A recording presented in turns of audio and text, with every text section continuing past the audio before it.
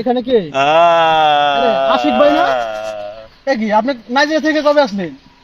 আর এখানে আপনি এই যে টমেটো খেতে কি করতেছেন? নাইজেরিয়া থেকে তো আসছি ভাই, মনটা চুল কি অরিজিনাল নি ভাই? অরিজিনাল চুল 3 কোটি টাকা খরচ করে বানাইছি। নাইজেরিয়া থেকে আপনি সদরপুর কবে আসলেন? আর এই যে সদরপুরে আসছি, ইটের ভাটার পাশে আপনি টমেটো আইসা খেতে আমি আমার এই যে টমাটম বাগানে আইসা দেখি কি আমার টমাটমের বেহাল অবস্থা, সবাই টমাটম নিয়ে বিক্রি করে চলে গেছে, আর আমি আইসা দেখি শেষ অবস্থা।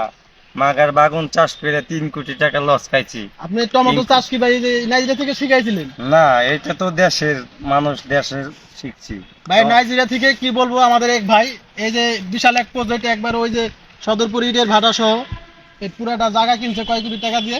প্রথমেই ভাই ধরাটা খাইছে 70 একবার। কোটি টমেটো টাকা কি অবস্থা কিনছে। দেখেন, টমেটো কি অবস্থা। টমাটমের অবস্থা তো বিহাল অবস্থা, আমার অবস্থা তো মাগার কোথায় গেছে। আরে ভাই রে, ভাই আমি তো মাগা আপনার হাসতে দুঃখ দেখে ভাই আমি হ্যাঁ আপনার কানতেও পারতেছি না। আপনি তো মাগা আসতেছেন, আমার যে কয় কোটি টাকা খরচ গেছে, লস গেছে, এটা আপনাকে আমি কেমনে বুঝামু?